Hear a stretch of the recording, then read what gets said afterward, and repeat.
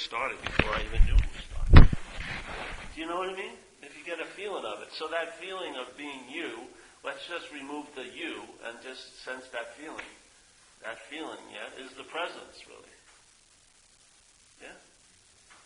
When the presence is called you, immediately the presence is made into an object, which is not what it is, yes? It's just, let's say, pure subjectivity or awareness, yeah? Now that presence is easily hidden because it's made into an object to you as the present, yeah? You're the subject.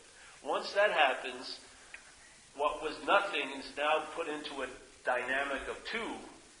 You as the one who's going to get that as an advantage for you as this, yeah? So then maybe you want to say, okay, well, I'm going to realize that there's only the presence, but in fact there's neither of it. Yeah. The presence is given a name to us when we're in this situation. We conceptualize things, and those things, the best they can be, are indicators or pointers. They cannot possibly capture what's so, yeah? So sometimes a pointer, like they always would say it in spiritual groups, don't take the signpost to be it, yes? They're indicators. You know what I mean? They indicate something in a very feeble manner, but it's sort of like an invitation. And the mail slot is like conceptualized. So when people come here, the envelope is conceptual, yeah? You're giving them an idea of something, conceptual, right? And so it has to seem to be in that envelope for the message to get through. But the message isn't conceptual. It's inside the envelope. The envelope gets past the sentinel, so to speak. And now you're starting to feel like, I think I can know this. I think I can have it. I think I can get this. Yeah? That's all like the disability of conceptualizing. Yeah? It's like everyone is disabled when you're identified with this mind, the conditional mind, because everything gets conceptualized for it to be known. It can't be sensed. It has to be known, and for it to be known, it's objectified and made into something. Yeah, and this whole message or invitation is nothing, no thing, no thing, no thing. When the conditional mind hears about no thing, it makes it into something. Yeah. Called no thing. Yeah. Even when I'm indicating it, that's not it. But you're using no thing to indicate something. At least indicate something inherently different than something, in a way. So that the mind can just sort of, the way it sees is an activity, but that activity produces sort of like a sense of a pair of glasses. And that pair of glasses is how you see things here. Yeah? And how we see things is a form of looking called self-centeredness. Yeah? And there's a lot of subdivisions of self-centeredness, but basically, when awareness is seen to be something the object or the subject is doing as a body, yeah, that's a way of looking. That's not seeing. Seeing is there. Seeing is providing everything, yeah? Seeing not meaning visual, I mean awareness. But when that seeing is claimed by the mental process, yeah, I'm the one who's aware, that's a form of looking.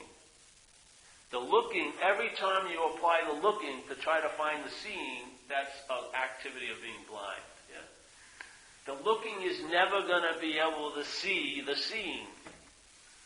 Because it is the seeing, but it's being called looking. Yeah? So right while it's looking, that's what you're looking for. But you can't get that because you're looking. If you realize I'm not the looker, you'd have the sense of seeing, and that would be that. And once the sense of seeing is entertained, sometimes quickly, sometimes slowly, downloads will occur, and then the mind will come out of that yogic posture of being a body, this self-little thing, and come out, and it's in this coming out, that's the entertaining of the message. It's not like a you that entertains the message. It's like the unfurling of that of the mind. That's it. That's it becoming what it is, which is seeing. Not a seer, not the seer, not the divine seer, but seeing. Seeing. Awareness that doesn't coagulate into one who's aware. It doesn't become a noun. That's why our glasses, the way we look, we're looking at subject-object. Everything that's seen is seen, all right, there's the subject doing something, and now the object's being seen, or felt, or tasted, or touched, or thought about, yeah? That's the form of looking. You can't find it that way. That's its only value. That is, you'll get exhausted looking, yeah? You'll get so thoroughly tired of looking that maybe it will collapse, and in that, the looking, the seeing will like eke out, and the seeing will be noticed, and you'll realize it's always been that way at all times, with no requirement necessary for it to be recognized. It's, in other words, it's totally out in the open. Like they would say, it's an open secret. It's totally out in the open. It's so out in the open, it's the perfect hiding place. Because as we're looking, which is seeing, yeah, we're blinded to what's seeing. Because we already believe, we think we know what's seeing, which is me, and I'm the one who's looking. Yeah? So the seeing is actually used to blind you to seeing, because it's called looking. So every moment there's looking, like St. Francis says, what's looking is what you're looking for. Yeah? He didn't quantify how it had to be looking. He didn't say you have to, after you do a lot of 800 Hail Marys, then that's what you're looking for. That's the what's looking you're looking for. The one that was looking at the church and the crucifix, that's the what's looking. No, he says what's looking is what you're looking for, with no quantification. In other words, every moment that we believe it's me looking, that's what I'm looking for.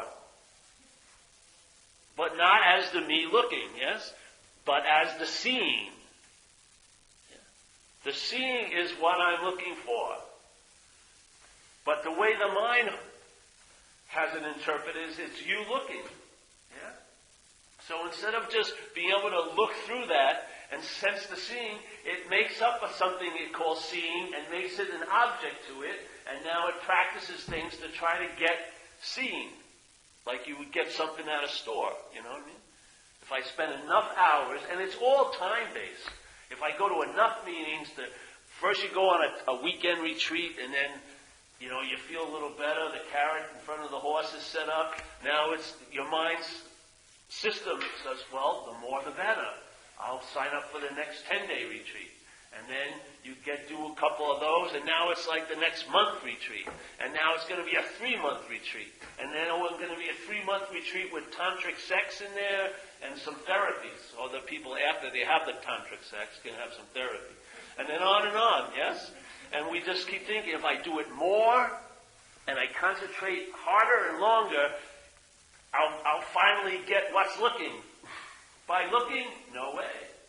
Because what's looking isn't looking. It's seeing. Yeah. After it's been interpreted, it's what's looking by you. But it's seeing. And it's seeing exactly as you're looking right now. That's it. In other words, there's nowhere to go, nothing to do, and no requirement necessary to meet it because you're already engaged as it. It's so quick, it takes absolutely no time. Yeah? It can't be approached by a time process because it's timeless. It can't be arrived at because it's everywhere. You can't start to get to know it because that would mean it was somewhere else than right here, at some other time than right now.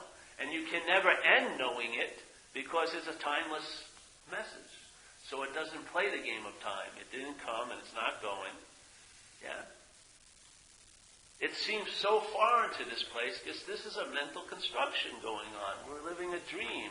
It's like undifferentiated light, just like that. Let's call that stained glass Paul.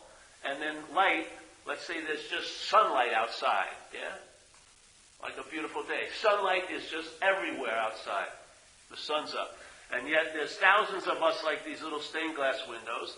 And here we are in a world that's being projected through the stained glass.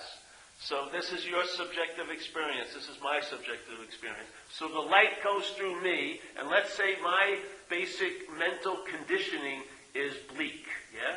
Maybe the mind tends to lean on the melancholy side. So I have a lot of blue-black in there. So when the light, the sun, shines through and manifests here, it seems to take on the quality of the blue-black, yes? So when I look at something, I don't see it revealed by light, pure light. I see it revealed by a refracted light. So everything starts looking blue or black to me. Yeah? And I take that to be real and solid and the way it is out there. Yet, it's all like a trick that the undifferentiated light's coming through all of us like stained glass windows and then projecting the world for us. And we're having a subjective experience based on the refraction of the light. Yeah? The light is like thousands of panes catching the same individual, undifferentiated light. It's not like one light. It's all light. So it's not like there's one light. Yeah? There's all light. And the all light is coming in manifestation. It's not coming anywhere, but it manifests through these prisms, through the stained glass. And now, part of the stained glass, we're also manifesting. This is part of the manifestation of the stained glass, this. But this little thing becomes the fixed reference, and in the dream, this is taken to be the one who's dreaming. This is taken to be the one who's living. This is taken to be the one who's seeing, yes?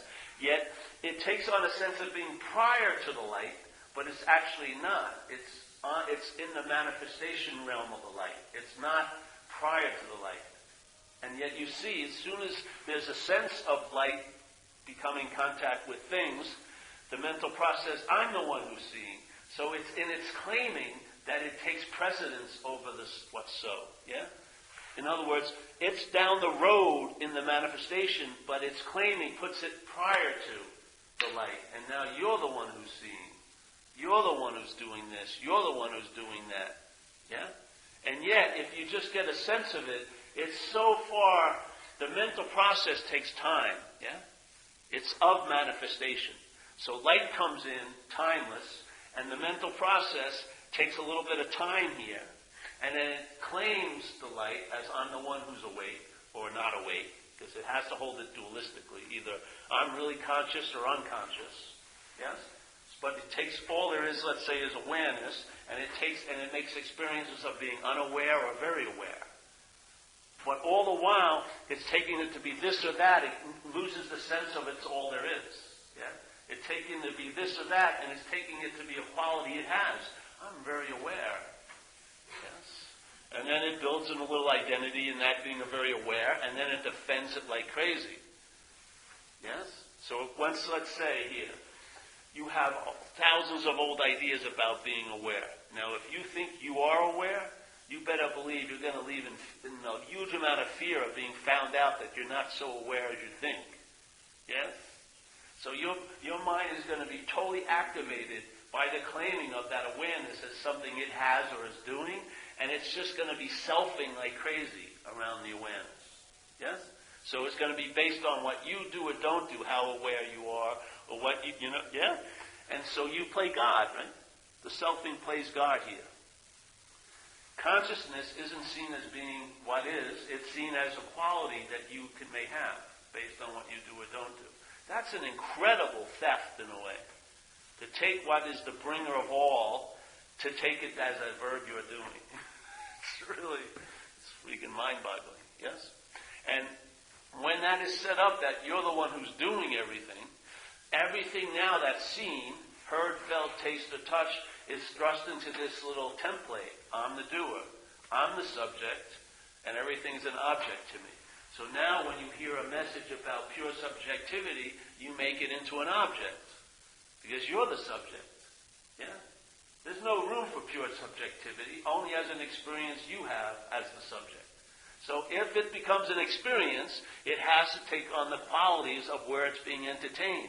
Time-based and infrequent for most people. It becomes an experience. And all the experience that you ever allow yourself to have that simulate that sense of awareness is based on you doing or not doing something. So there's a God playing around God in a sense. Yeah. If you can just start seeing what you're not, there's an incredible freedom in that, yes? Because the interest and attention that illuminates this whole play is really rooted in, it's attracted to, all those refracted frames point in one direction to this one fixed idea called being a long-lasting, independent, separate entity. All the light is coming through that little lens, yeah? And for you to work hard at trying to change it is part of that activity of being engaged in that lens. To see you're not that is the freedom. Yeah? If you're not that, the light doesn't change, but the refraction of it changes dramatically. Yeah? So instead of seeing life as happening to you, you see it as life is happening. It's totally, incredibly different way to travel. Yeah? Instead of seeing thoughts as yours, or that you're the doer of them, you see them as thoughts. Yeah? Simple as that. And thoughts have a nature like everything else here. They come and go. Yeah? So thoughts come and go. Do you know where the thoughts coming? Do you reckon someone's thinking about you and let's say the mission and it's starting to come, you're going to duck and the thought's going to miss you? No. It comes into awareness, yeah? And then it tends to go. What causes it to seemingly stay is the word mind. Yeah? When there's an identification as the thought, the whole meaning of the thought shifts dramatically, yeah? So let's say if you have 1,000 thoughts today, and they're just thoughts, and so let's say they all weigh something. So let's say each thought weighs an ounce. Yeah? So you have 1,000 thoughts today go through your head. So it weighs 1,000 ounces. So you've traveled pretty light, yeah? And you're used to traveling with those 1,000 ounces, yes? So it seems, it's no big deal. Now, you change the thought to my thought, yeah? Mm-hmm. So a thought arises, and it's noted, but the mental process, after the noting of it, claims it by thinking, I'm the thinker of it, or it's about me, or it's about someone that's in relation to me, or something in relation to me as the subject, yes? As soon as that happens, what occurs?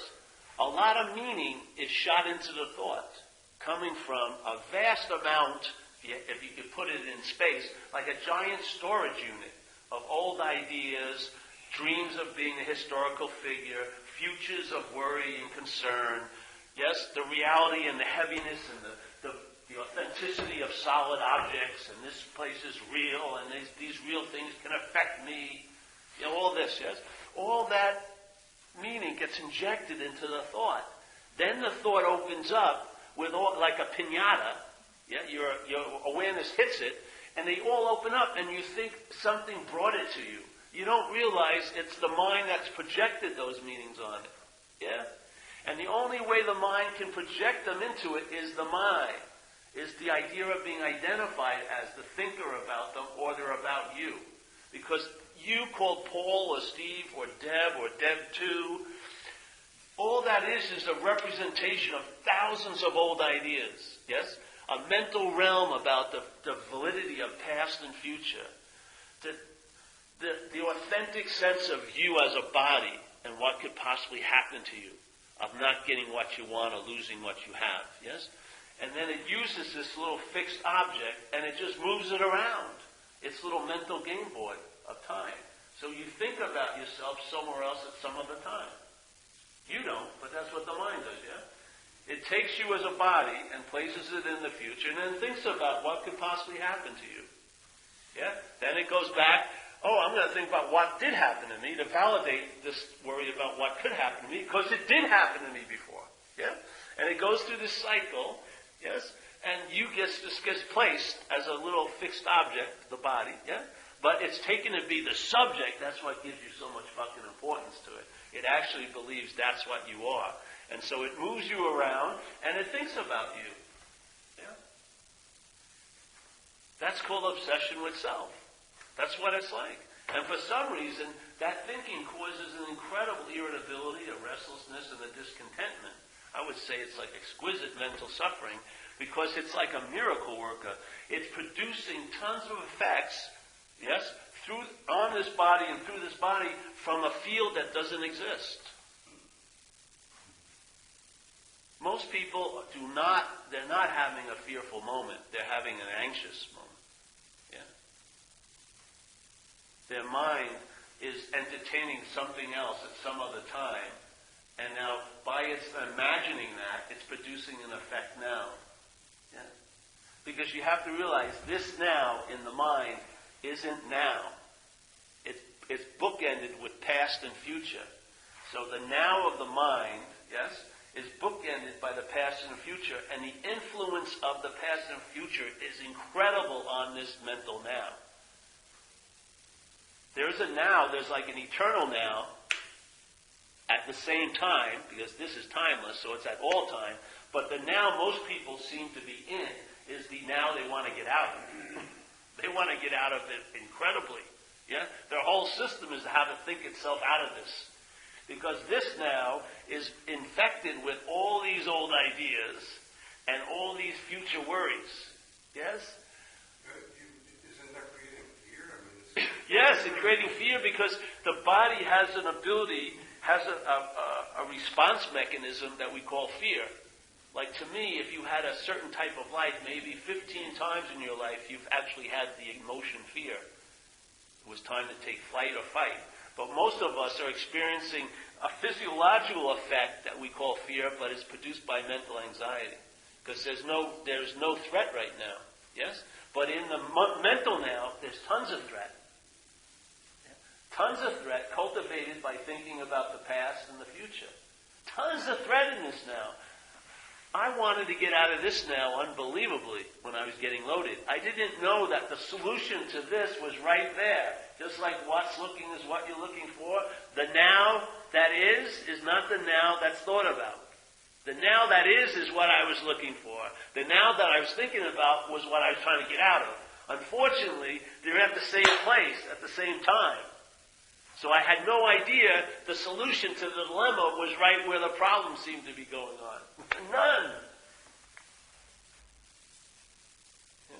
It's all hidden right in front of you. It's right in front of us. That's why it's called the open secret. It's just right in front of us right now. It's so damn obvious you don't get it because it feels like before the looking you were. Yes? That's the feeling the mental process produces. You have a sense of being prior. Yeah? But in fact, if you look at it, conscious contact is timeless. And then there's time introduced, yes, by mind, and it takes time for the mental process to occur to claim it. So obviously, timelessness, in a sense of time, would come prior to all time, wouldn't it? So each moment is a moment of timelessness that the mind's constructing time out of. Yeah? And you appear in time, but what you are is timeless. So we appear seemingly in time, but what we are is timeless. To be identified with what is of time, to try to become timeless is ridiculous. It's to recognize you're not that which is of time, and that's the timelessness. Yeah? Then the now, the bookends get moved, yes? The past and the future get moved, and the timelessness of this now is all there is. Yeah? Now there's no more mental bookends. Now you travel lighter, because what you register is not the past and future ideas of this moment, but the moment itself. Yeah? It's very convincing. Because it bypasses this little mental realm. If you try to get to the now through this now, you're going to be on a path for a long freaking time. You're going to have to purify, you're going to have to do this, you're going to have to do that, because you don't seem to be ready for the now. And you'll never be ready for the mental now. Yeah, never. But when you recognize I'm not that, which is appearing to be me, that's that eternal now. So the whole engagement with some kind of journey is just dropped like that. No one dropping it, it just drops. Is that a conscience? It just happens? Is that a conscience? It just happens. It's happening. It's not. It doesn't just happen. It's always happening. See, if it just happened, it wouldn't be it. That would be it just happened to you. No, it's always happening. It's sort of like gravity, yeah? How many people have you heard complain about gravity today? Probably not many at the cafe, yeah? Over there, latte. Geez, gravity really heavy on me. You know? But why is that? And you only know when you sense gravity is the absence of it. Yeah? Then you know what gravity is by its absence, right? When you go into like an anti-gravity field, then you, aha! That's now I know I've been under the effects of gravity. Yeah? It's just like people who are in acceptance, like, it's only when you think it's too hot that you notice the temperature in the room, or if it's too low, or if it's too cold, yes? You only notice it when there seems to be something off. Just like emotional sobriety and recovery is only noticed when you're not in it. When you flip out and you act out, then you know what emotional sobriety was, because you were traveling really well. But see, in the traveling well, there's this drive by selfing to be the one who notices the traveling well. That doesn't happen. The joy is in not noticing, in a sense. There's just a living of it, yeah? You don't get the mental joy of going, oh, I've been really traveling well today. It's not there. It's like a dried up fruit. Yeah? It's just like a plastic fruit. It doesn't do any. As soon as it's like, fuck. Why would you want to stop and notice something that's always so? It's just crazy. You've already made it into something, yeah? So there's no noticing it. It's like acceptance. You don't notice that you're in acceptance when you're in it, because everything's cool, yeah? The mind doesn't see things unless there's some kind of aberration, you know? So let's say here, gravity's affecting you, and then you know it by its absence. This is the same way. You know selfing by its absence. You never know selfing by selfing. That's all self-knowledge, and it avails you fucking nothing. It's like selfing is claiming knowledge about itself. Yeah?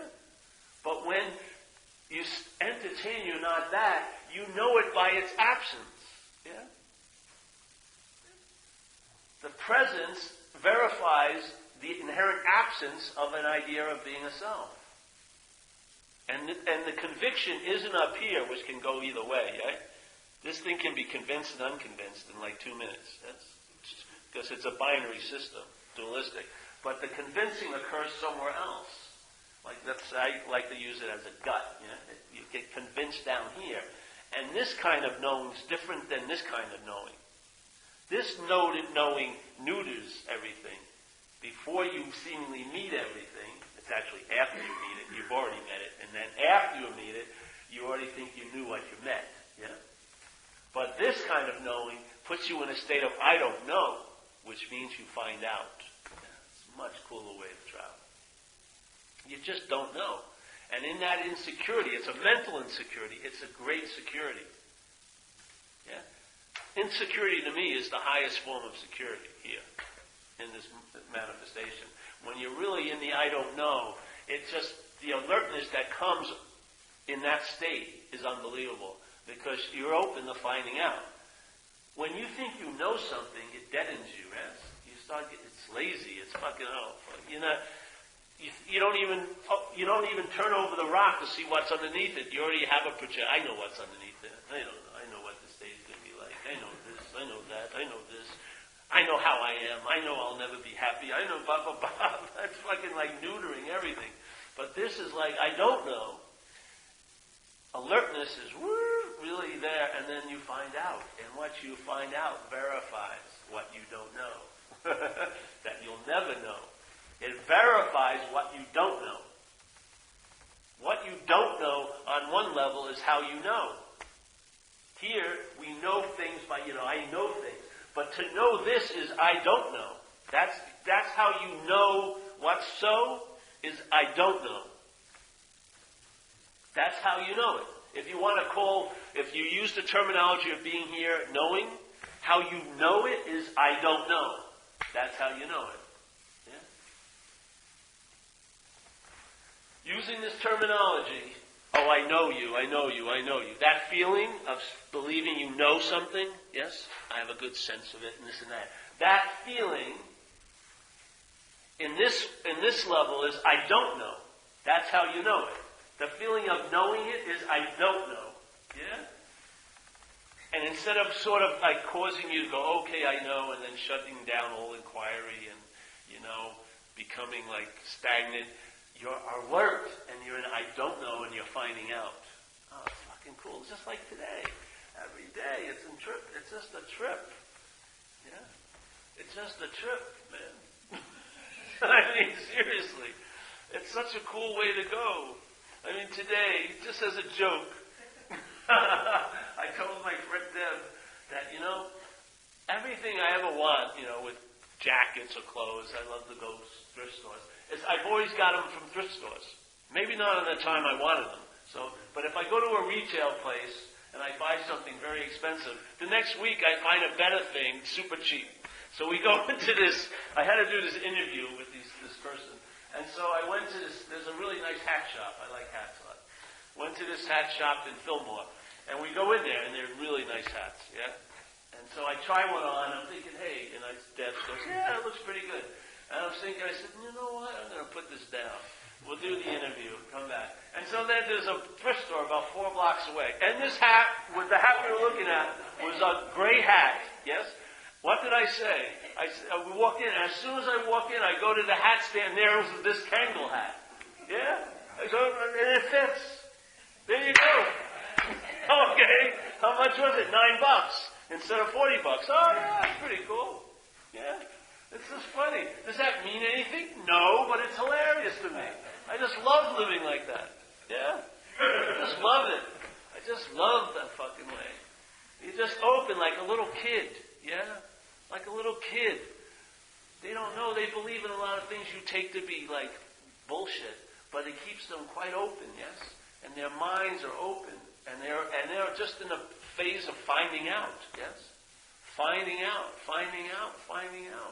As soon as the mind, it's imperative to know comes over us, and it can only come over us as a self. Yeah? As soon as that happens, your life starts getting neutered, doesn't it? You need more and more shocks to feel like you're alive. I mean, seriously, I used to shoot coke in my neck because it took too long to get to my brain, to my heart. I wanted to get there instantaneously.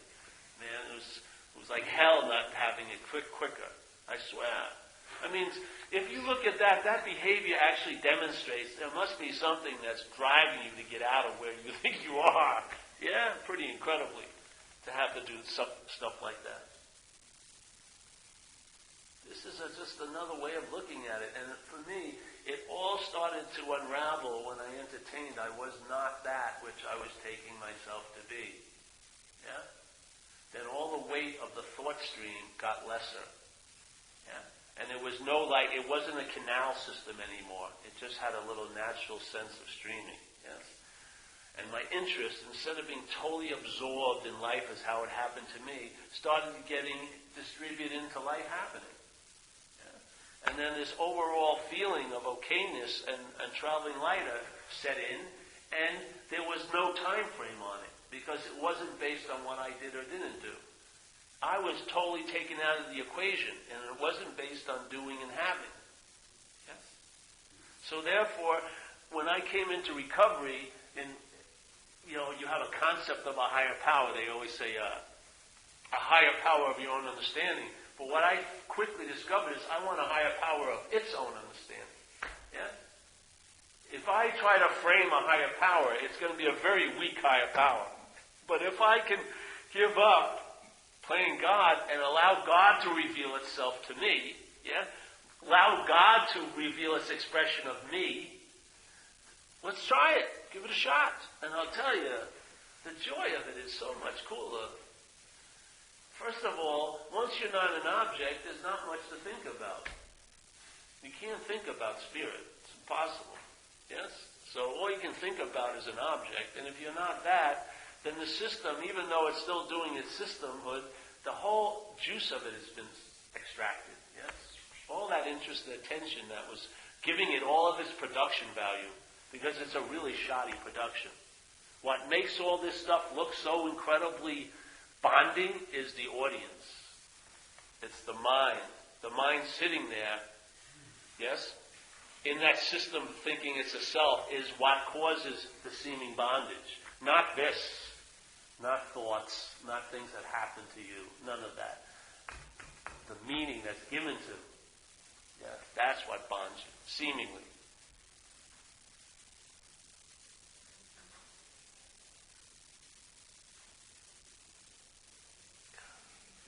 So I'm coming out.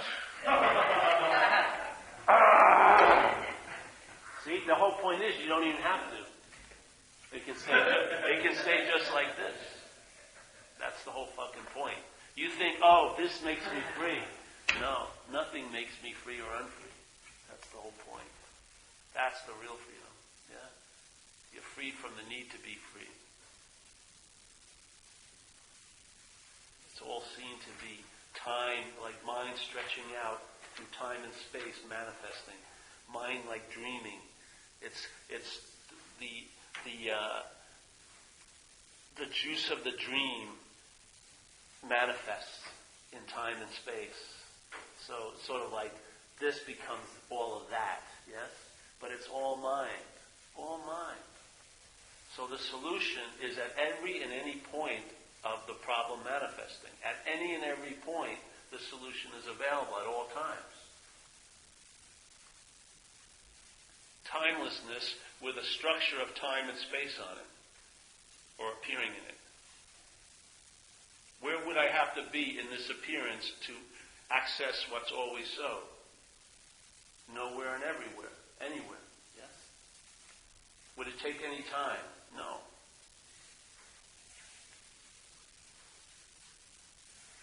All we need is an invitation. Your mind is incredible. It's not yours, but the mind is incredible. The mind's ability to entertain is unbelievable. What makes a hell? Is there a hell, or is it the mind? The mind makes the hell. The mind makes the heaven. The ability to entertain is unbelievable. If it's entertaining through this prism of self, then everything it entertains is defined by the system it's entertaining through. So, a solution has to take time. You won't be okay now, you will be okay maybe. Yeah, it's going to have to take some time. I'm going to have to purify and get over whatever happened to me in the past. I'm going to have to unravel the past in this presence for me to have a better future. This is how it manifests, yes? But all the while, prior to that manifesting is what's so. During the manifesting is what's so. Permeating it all is what's so.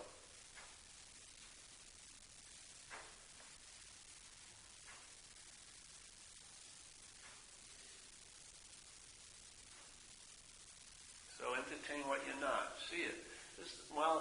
Just maybe try it. If you have a thought, first of all, maybe you can ask who is it that has the thought. That might be nice. But when a thought's held, see, thousands of thoughts, you don't see the conditional embrace or the posture underneath it. You're the thinker of it, or they're about you. That's the structure, not the thoughts. It's how the thoughts are held. The thoughts are held as an activity that someone is doing, yeah, or that this activity is doing something to a someone. That's the posture. This idea of stopping thoughts is crazy.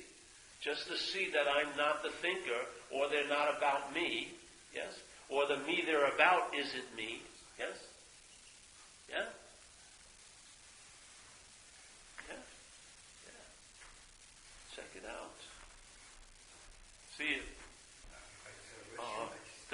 Go through that door, and then make a right and a left really fast. You're welcome. We'll wait for you. We'll have a pause.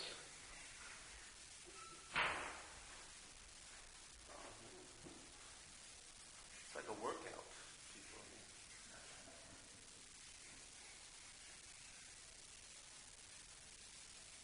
I think it's hard for our minds to accept the idea that our thoughts are not our own. They're not personal. They're just generic thoughts going through. And very seldom does anybody have an original idea. It's all repetition of what you've read, heard, whatever, but it's very hard to grasp that. You don't have to accept it. Just entertain. You're not the thinker. and you find out. You don't have to accept it. Yes? Accepting would be doing it again, wouldn't it? This is just entertaining the information. Let it go in and see what happens. Yeah, find out. This is not saying anything. It's not saying you've got to accept this or not. No, just entertain it and see what downloads. See what becomes so for you. Yeah? And you'll find out. And it will, for me, it translated as an ease and comfort here. I would say that's pretty much authenticating its relevance. Yes?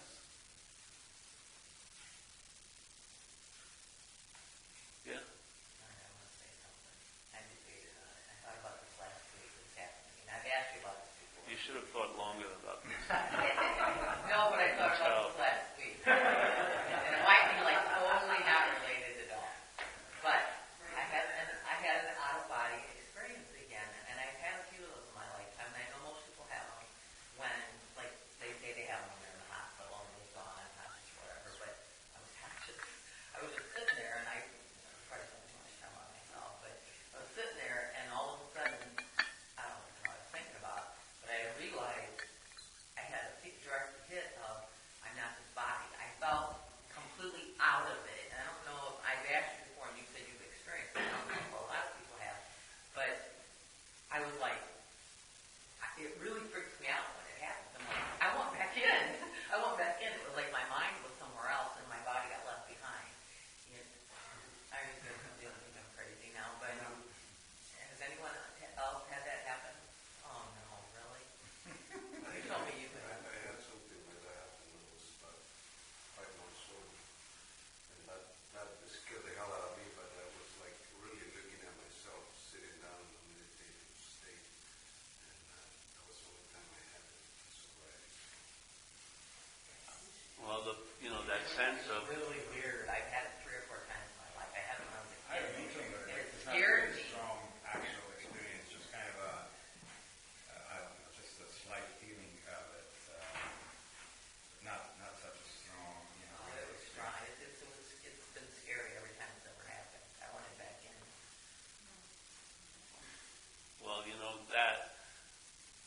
that event turns into an event when claimed, yeah? But that's, in a way, how it is. You were never in a That's what I body. mean. That's what I think. You were never in a body to have the experience of being out of it. That's my whole point. Yeah, really. Yeah. That's a total example of I'm not this. Yeah. Something was still happening, and I felt like this was over there, and I was over there. Yeah. There's all these little, tons of things can happen and reveal something. Yeah.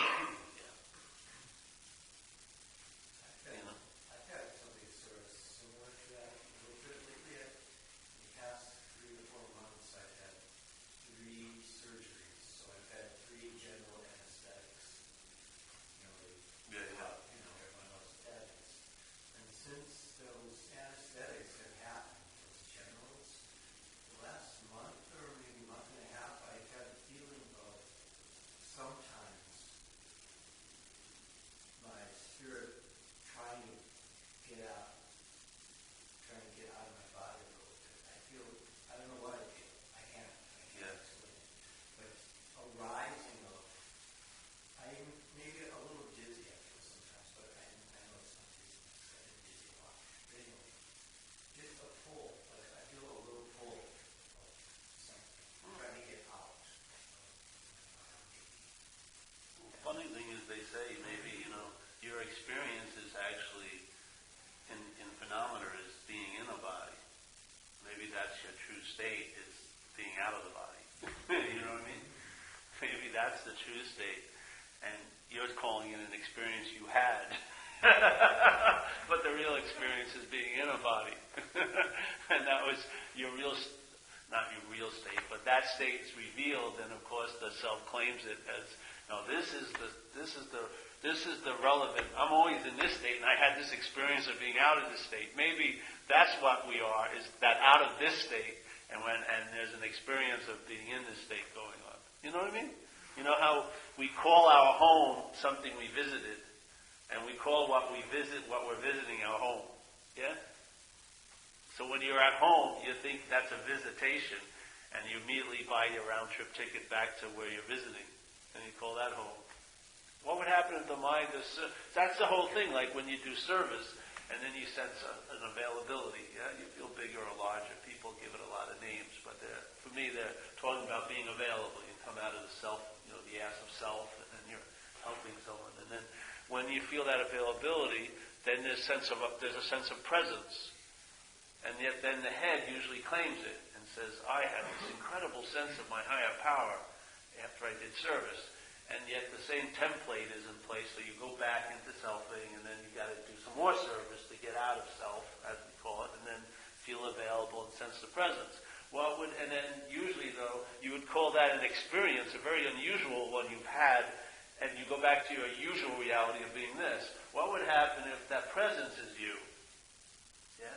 And that would mean you're always available, because how could you not be if you're present? Yeah? And if you're always available, aren't you of service? Yeah? It's a whole different realm, isn't it? Here you're identified as this. This seems to produce an unbearability, so we found methods to get a little relief from it called doing service. We do service to get out of self. We feel the sense of getting out of self, which feels like I'm available, finally, to someone other than me. And I sense the higher power, or the presence of God, or the Spirit move me, whatever you call it. Yeah? Yet, there's the mental retreating back into me. So I just had this incredible experience called the presence of God. Yet you are that presence of God, let's say. And that this is the experience, in a sense, you're having. Instead of having the shoe pointing that way, turn the shoe around. Maybe you're thinking you're going out. In a sense, this is coming in. Yeah? We're coming into time, and yet the going out is timeless. And yet when we get a sense of timelessness, or the absence of self, the self tells a story about it in time. I had this incredible out-of-body experience. No, you didn't have that experience. That experience was claimed by the mental process.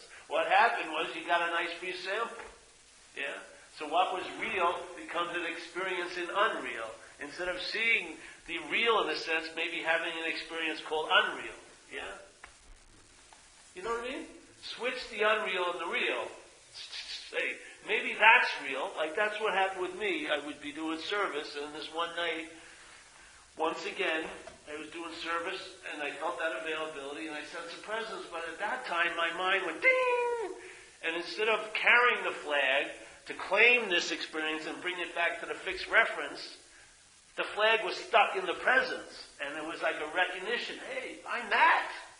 I'm that which I thought I was having an experience of.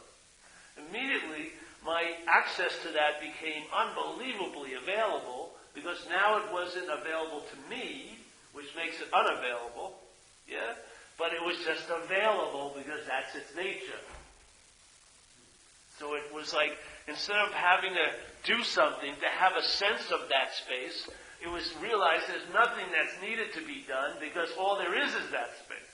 Yeah? But not to me. If it's to me, it's got to be an experience. It's got to be a phenomena. See, what would happen if that was always the case? Then you'd realize this is the dream, being in a body. But it was cast, that timeless moment was cast into time, and it seems to be like a peak moment, very infrequent, and now the continuum of time has a sense of being real. Trudging, time. Yet, that's real. The timelessness is the reality. Yeah? You think you're having a chock-full, long life in time. It's time. In timelessness, if you could compare timelessness to time, timelessness is a whole lot longer than time is. Yeah? So we're going we're calling ourselves the short end of the stick, and yet there's this huge stick of absence of self that we're thinking is an experience I had as a self.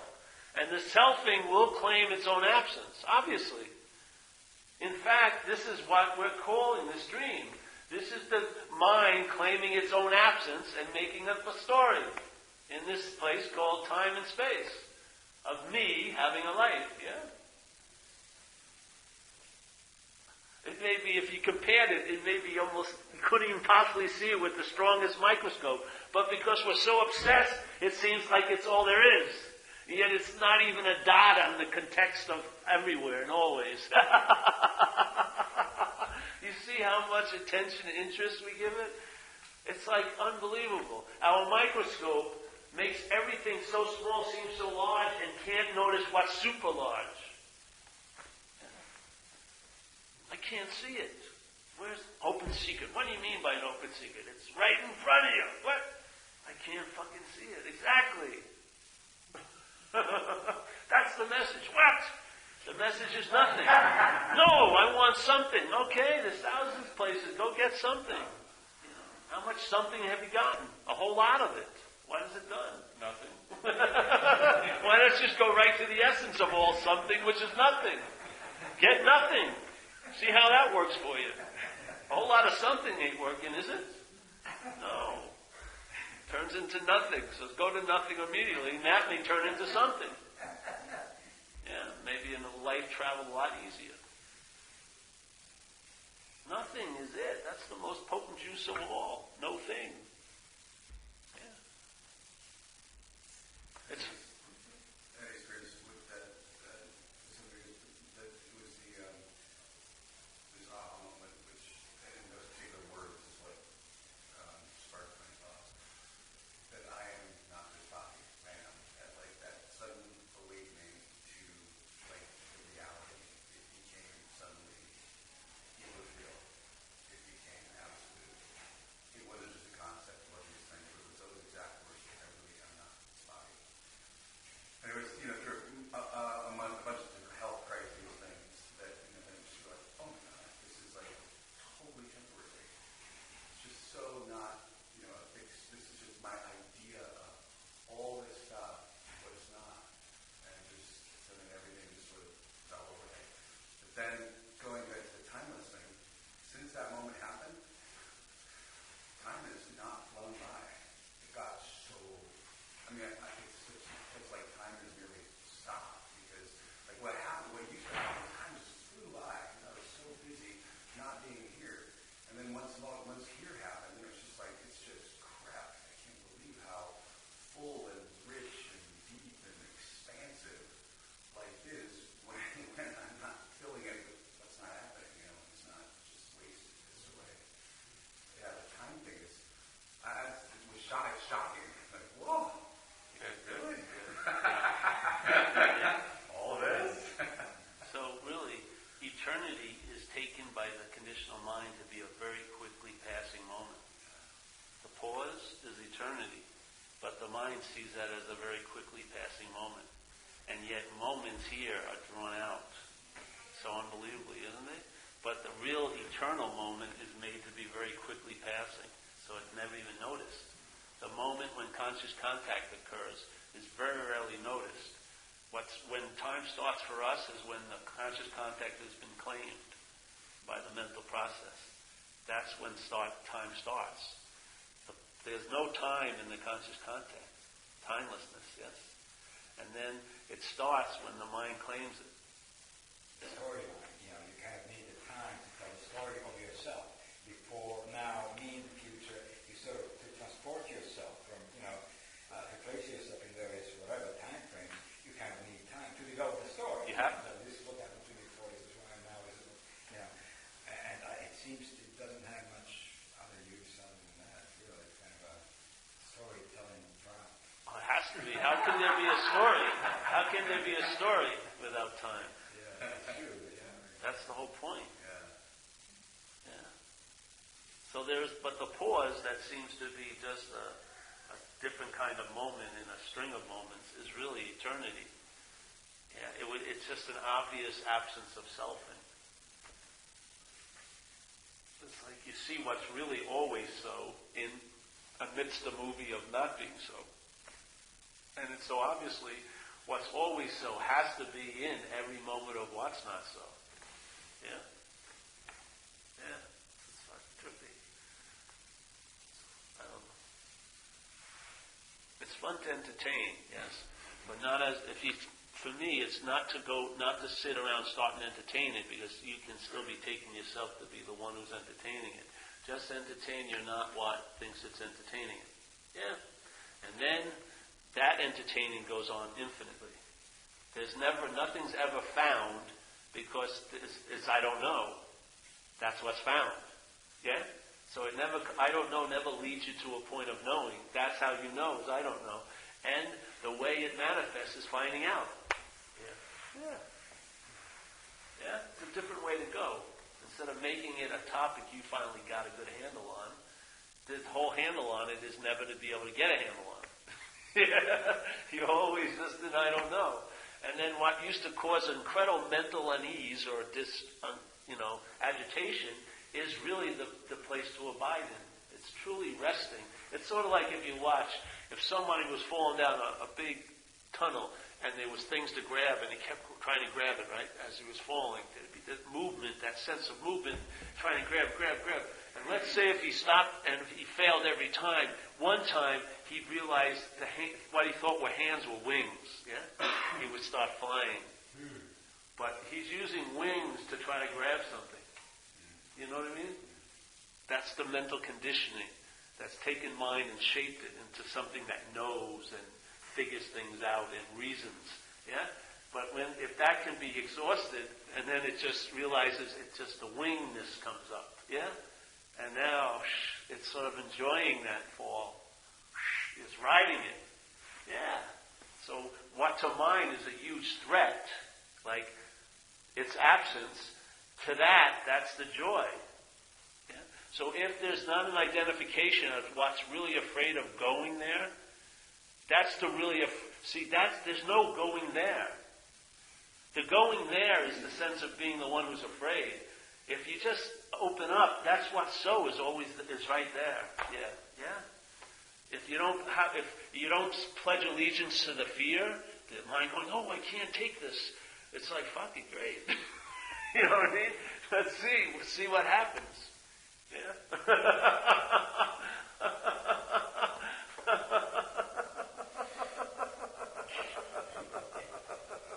I had these strange things happen when I was in the hospital. You mind if it's a good story.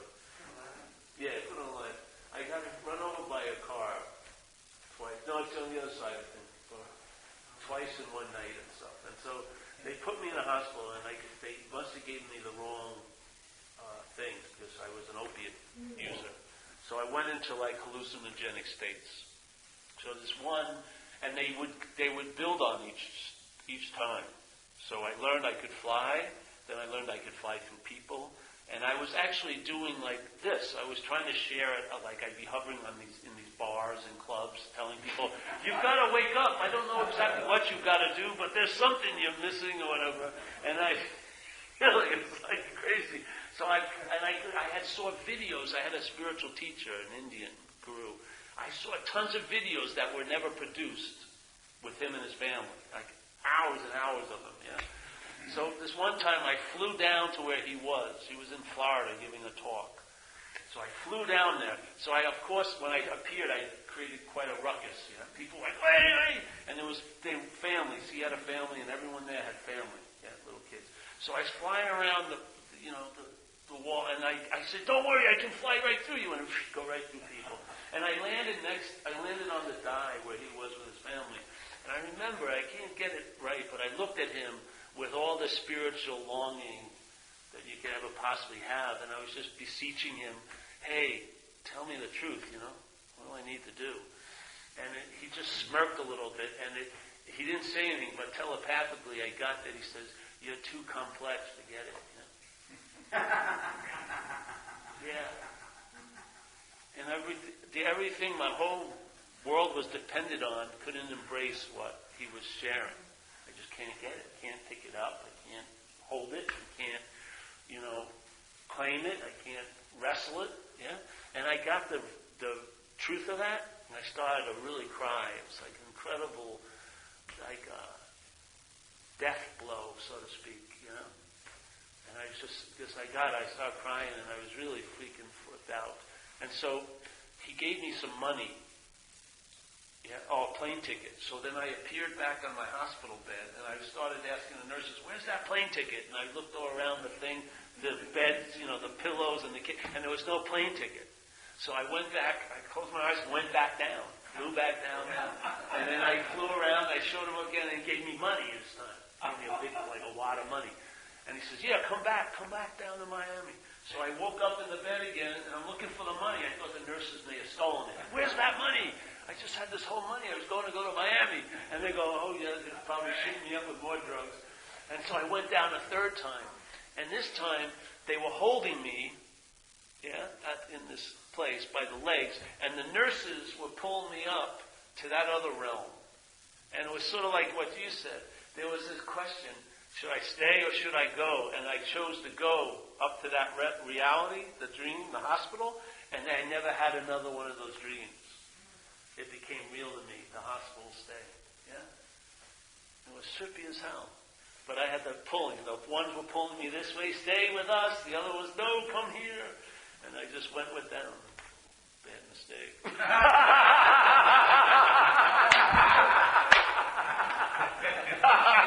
But there's no one to make it, so. So yes, maybe that experience of being out of the body was a free sample of the state that's actually so. Maybe this is the dream of being in a body. There's no you out of the body and there's no you in the body. Yeah? Yeah. There's no you, period. That structure, that noun doesn't appear. Yeah? It's a story. It cannot be created. It's all there is verbing. No nouns come from verbing. All there is verbing. All there is seeing. There's no seer or seen. Yeah? All there is seeing. Seeing. Seeing. Seeing. Seeing. Seeing. So anytime when the thought system is always going to imply or include a you. Every bit of it. Every time it appears in thoughts and it feels like it's you, that's selfing. Yeah? Every time. It cannot present truth to you through thought. It cannot present truth as you through thought. Yeah? So that feeling of being the you that's conjuring up this idea is just that. It's contrived and made up. You are nothingness, not to be seen, heard, felt, tasted, or touched. You know by I don't know. You'll recognize the fruit from the tree by finding out. Yes? By finding out. This fruit will intimate the tree. You'll never know the tree. How could you? It would be an object to you. You get a little bit of it? It's a different way of knowing, not the way the mind's structured. That's the form of looking, yeah? It cannot, no matter how much it looks, it'll never see. Never fucking see. Yeah.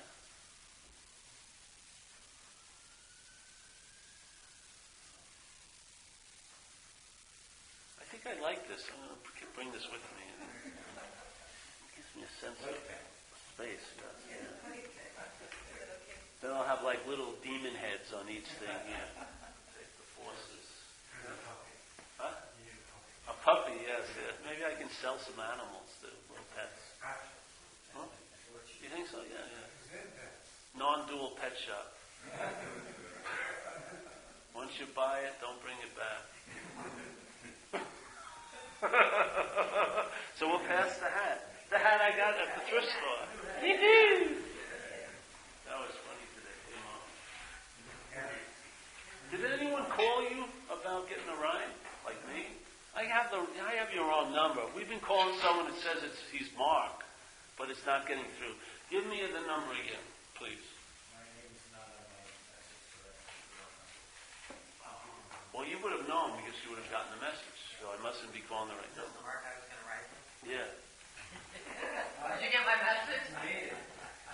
No, I didn't. You got the whole wrong number, I swear. It's so funny.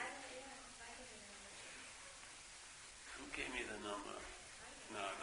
So he did. What's your name? Emmett. Emmett, haven't we seen you before, right? You've seen me. Yes, good. How are you? Good. Good. What?